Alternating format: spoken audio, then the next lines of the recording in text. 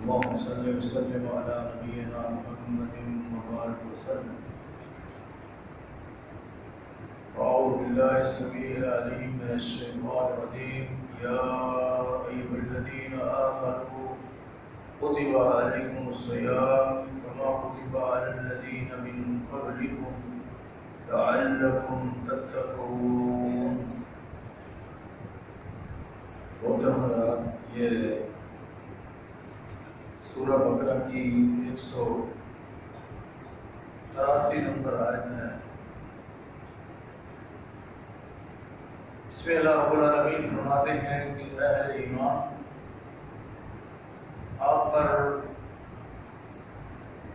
ماہ رمضان کے روزے فرض قرار دے دیے گئے ہیں.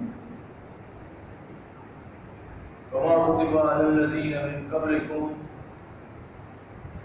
جیسے کہ اس سے پہلے فرض کیے گئے ہیں. جس طرح پہلی امتوں پر فرض کیے گئے، اسی طرح آپ پر بھی. اس کی حکمت اور فلسفہ یہ ہے کہ لعلکم تتقون، تاکہ آپ پرہیزگار ہو جائیں، تقوی اختیار کریں، تاکہ آپ تقوی اختیار کریں. تو محترم حضرات، اس کی مختصر شرح سے پہلے یہ ماہ رمضان کے بالکل آج تقریباً پہلا ہی دن ہے. ابتدائی ایام میں بہت سے مسائل انسان کو سمجھنے چاہیے اور جاننے کی کوشش کرنا چاہیے، کیونکہ یہ عبادت، روزے کی عبادت، یہ اسلام کا چوتھا رکن ہے. یہ خصوصی طور پر نوجوان، ان کو یہ مسائل سمجھنے کی کوشش کرنا چاہیے تاکہ وہ اپنی زندگی میں ان کو لاگو کر سکیں اور اس میں اللہ کے ہاں بھی سرخرو ہو سکے اور دنیاوی لحاظ سے بھی ان کو اس کا فائدہ ہو سکے. کیونکہ اسلام کی عبادات، اسلام کے اعمال انسان کی دنیا کو بھی سنوارتے ہیں اور اس کی آخرت کو بھی سنوارتے ہیں. ان کی انسانوں کی جوانی کو بھی اعتدال میں رکھتے ہیں اور بڑھاپے کی ضرورتوں کو بھی یہ پورا کرتے ہیں. اس لیے ان کا خیال رکھنا اور ان کو جاننا، ان کے مسائل کو سمجھنا یہ بہت ضروری ہے. اس میں اللہ رب العالمین اہل ایمان سے مخاطب ہے کہ جو بندہ مومن ہے، ایمان لایا ہے، اس پر یہ روزے فرض کر دیے ہیں. یعنی کافروں پر یہ فرض نہیں ہے. اور اس سے وہ لوگ بھی نکل جاتے ہیں جو مجنون اور دیوانے، اور وہ لوگ بھی نکل جاتے ہیں جو اس قابل نہیں ہے کہ وہ روزہ رکھ سکے. تو یہاں اللہ رب العالمین نے اہل ایمان کو یہ بتایا. اور اہل ایمان کون ہوتا ہے؟ ایمان کسے کہتے ہیں کہ یہ اللہ رب العالمین نے جو قرآن اور رسول صلی اللہ علیہ وسلم کے فرامین اس امت کے حوالے کیے ہیں، یہ دین جو ہمارے حوالے کیا ہے، یہ اقرار باللسان، زبان سے اس کا اقرار کرنا ضروری ہے اور اس کے ساتھ ساتھ عمل بالجوارح. اس سے پہلے تصدیق بالقلب ہے کہ دل کے ساتھ اس کی تصدیق کرنا، جو اللہ نے جو چیزیں ہمارے سپرد کی ہیں اور اسلام نے جو چیزیں کتاب اللہ کے اندر، رسولوں کے فرمان کے اندر بیان کی ہیں، ان پر دل سے ایمان لانا یہ ضروری ہے. اور اس پر پھر جو عمل کرنے کی دعوت دی ہے، اس کو عملی طور پر اختیار کرنا، یہ ایمان کہلاتا ہے.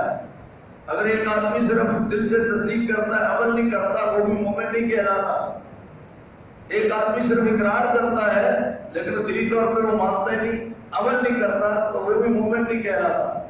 مومن وہ کہلاتا ہے جو دل سے بھی اقرار کرے اور زبان سے بھی، اور پھر اس کے مطابق عمل بھی کرے. تو اس لیے شریعت نے الذین آمنوا وعملوا الصالحات کے الفاظ ہمیں بتائے ہیں کہ اہل ایمان کو چاہیے کہ وہ ایمان کی دولت سے بہرہوار ہوں، کیونکہ ایمان ہی سب سے بڑا قیمتی سرمایہ ہے انسان. تو اس پر انشاءاللہ بات ہوتی رہے گی. اللہ رب العالمین اہل ایمان سے مخاطب ہے. روزے چونکہ مسلمانوں پر ہیں اس لیے ان کو اختیار کرنا ضروری ہے۔ کتب علیکم الصیام، اس کے روزے فرض ہیں۔ اس لیے رسول اللہ صلی اللہ علیہ وسلم سے جب پوچھا گیا کہ ما هو الاسلام، ما هو الاسلام، اسلام کیا چیز ہے، تو فرمایا اسلام یہ ہے کہ ان تشهد ان لا الہ الا اللہ وان محمد رسول اللہ، اس بات کی گواہی دینا کہ اللہ رب العالمین وحدہ لا شریک ہے، اس کے بدلے مقابل کوئی معبود نہیں، کوئی حقیقی معبود نہیں، وہ تنہا مشکل کشا ہے، تنہا تو انسان کی ضرورتوں کو پورا کرنے والا ہے، وہ وحدہ لا شریک ہے، اور وہ اقام الصلاۃ، نماز کو قائم کرنا، وإیتاء الزکوٰۃ، زکوٰۃ کو ادا کرنا، وصوم رمضان، ماہ رمضان کے روزے رکھنا، وحج البیت من استطاع الیہ سبیلا، اور بیت اللہ کی زیارت کرنا جب انسان کے پاس طاقت، اس کی جیب میں طاقت ہو، اس کی دل جیب مضبوط ہو، تو پھر وہ حج کرنے کے لیے، عمرہ کرنے کے لیے جائے گا۔ تو یہ 5 چیزیں اسلام سے تعبیر ہیں۔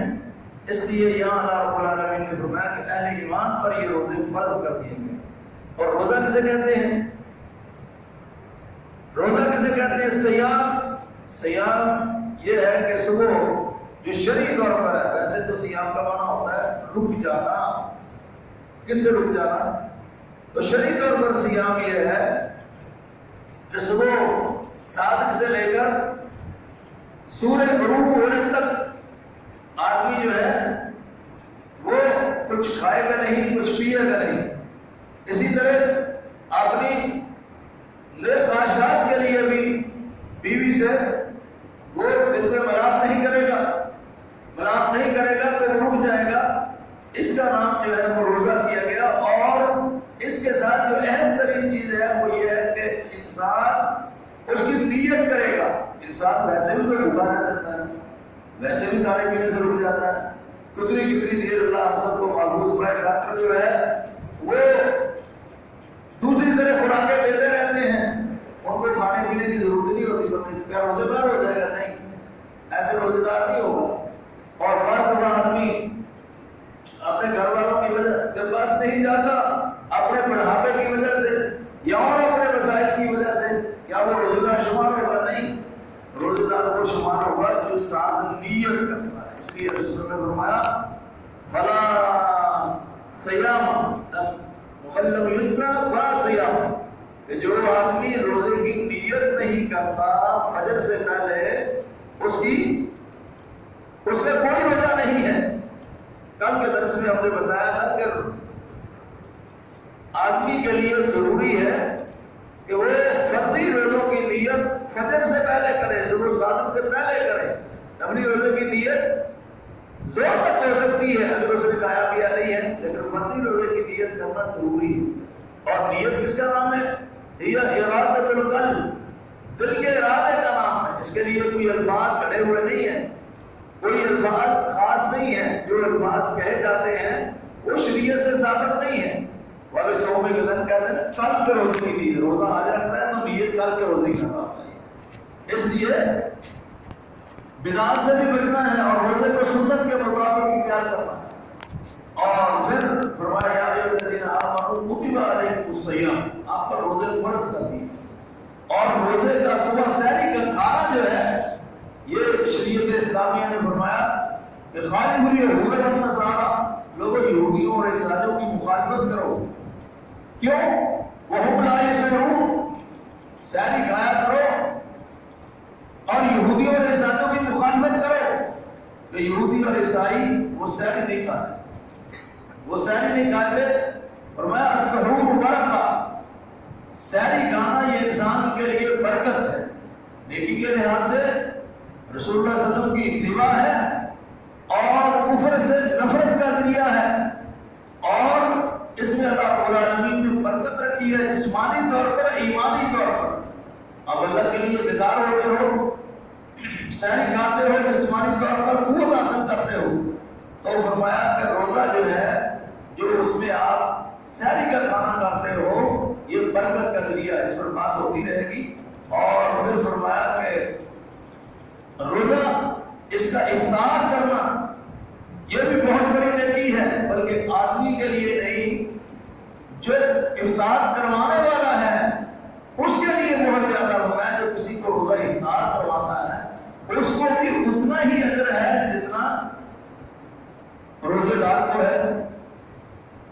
روزے دار کو جتنا حاضر ہے اتنا ہی افطار کروانے والے کو۔ افطار کروانے کا مقصد یہ نہیں ہے کوئی 10 12 کھانے لگے ہو تو پھر افطار ہوتا ہے۔ ہمیں اپنی صلاحیت کے مطابق آپ روزہ افطار کروا سکتے ہیں۔ ایک کھجور میں پانی سے کرواتے ہو تو کافی آپ کے لیے اجر ہے۔ اگر کھجور بھی ساتھ نہیں ہے، صرف پانی کا گھونٹ اور بس کا گلابا یہ لسی کا موڑی کسی کا کرا دیتے ہو اس میں تب بھی اللہ آپ کو اجر دے دے گا۔ اللہ کے یہاں کوئی پتہ نہیں ہے، کوئی خزانہ تو ہمیں نظر آتا ہے، لیکن اس کا افطار کروانا بھی آدمی کے لیے اتنے بڑے اجر کا باعث۔ تو صوم جو ہے انشاءاللہ جمعے کے دن اس کے بارے میں مزید بات کریں گے۔ فلا صیام لہ، اللہ اکبر۔ تو روزہ جو ہے اس کی شرعی جو ضوابط ہے اس کا خیال رکھنا ضروری ہے۔ اس میں کافی ساری باتیں کرنے کی ضرورت ہے، لیکن صبح صادق سے لے کر مغرب تک اور افطار میں بھی سنت کے مطابق عمل کرنا چاہیے۔ یہ نہیں ہے کہ آپ نے روزہ رکھ لیا پھر کہتے ہیں کہ چلو جی 2 منٹ ابھی اور احتیاط کر لو اور احتیاط کر لو اور اس میں ہی تاخیر کرتے چلے جاتے ہو۔ نہیں، رسول اللہ صلی اللہ علیہ وسلم نے حضرت علی رضی اللہ عنہ کو فرمایا آپ سواری پر سوار ہوا علی جلدی نیچے اترو، میرے لیے فطور تیار کرو، یعنی افطاری تیار کرو۔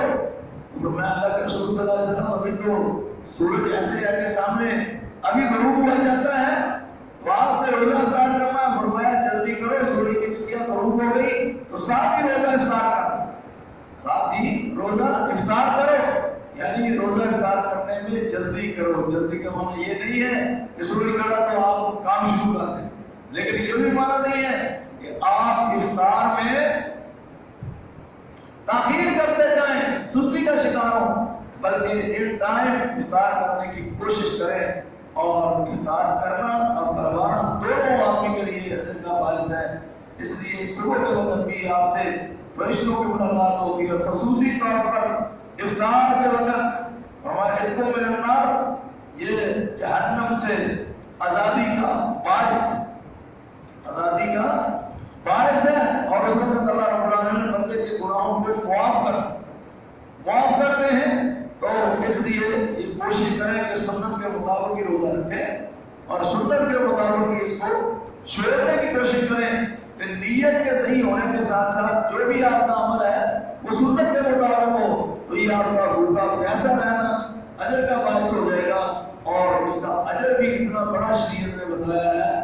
نبی کریم صلی اللہ علیہ وسلم فرماتے ہیں کہ حدیث قدسی ہے، اللہ رب العالمین فرماتے ہیں الصوم لی وانا اجزی بہ، لوگوں یہ روزہ میرے لیے ہے، اس کا اجر بھی میں ہی دوں گا، اس کا اجر بھی میں ہی دوں گا۔ یعنی قیامت کے دن ساری چیزوں کے اجر لکھنے کے لیے آپ کو اللہ نے فرشتے اور فرشتے مہیا کر دیے، لیکن اس کی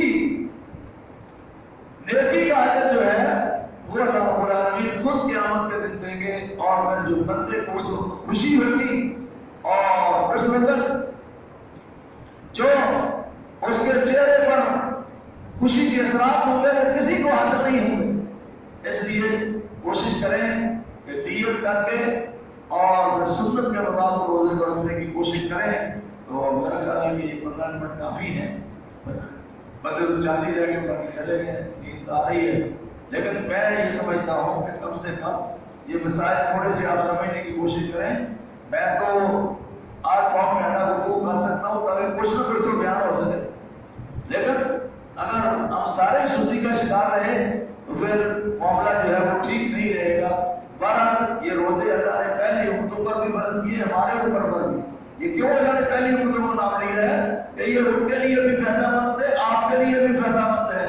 اور روزہ رکھنا یہ انسان کی صحت کے لیے دنیاوی لحاظ سے بہت فائدہ مند ہے۔ ہم صحت کو درست رکھنے کے لیے کتنے پاپڑ بیچتے ہیں، کتنے پرہیز کرتے ہیں، کتنی چیزیں ڈھونڈ کے لاتے ہوئے روزے، کبھی یہ صحیح ہوتا ہے، کبھی حکمات کی اور اطباء کی باتیں سمجھ پڑ کے آدمی کے لیے فائدہ کتنا روزہ ہے، آپ کی کتنی بیماریوں کا علاج ہے، اور کتنے آپ کے دل و جگر اور جسم کے حصوں کو سنبھالا جاتا ہے اس کے ذریعے سے، اور پھر آپ کے لیے اللہ نے اس کو اجر کا ہی باعث بنا دیا۔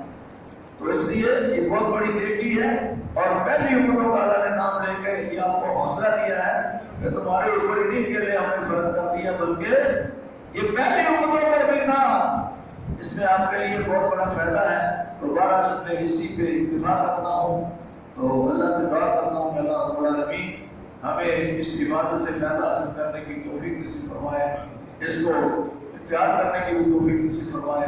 اگر کوئی سوال ہے آپ کرنا چاہتے ہیں تو کر سکتے ہیں, کیونکہ اس سے ریلیٹڈ بہت سارے سوالات ہیں, انشاءاللہ جاری رہیں گے. آج پہلا دن ہے, اس لیے کئی لوگوں کی تو آنکھیں نہیں کھول رہی, بیٹھے ہوئے بھی نہیں کھول رہی ہیں. اللہ تعالیٰ ہم سب کے لیے آسانی فرمائے, اس دین پر عمل کرنے کی توفیق نصیب فرمائے. سبحانک اللہم ربنا و بحمدک اللہم اغفر لی, اشہد ان لا الہ الا انت استغفرک و اتوب الیک.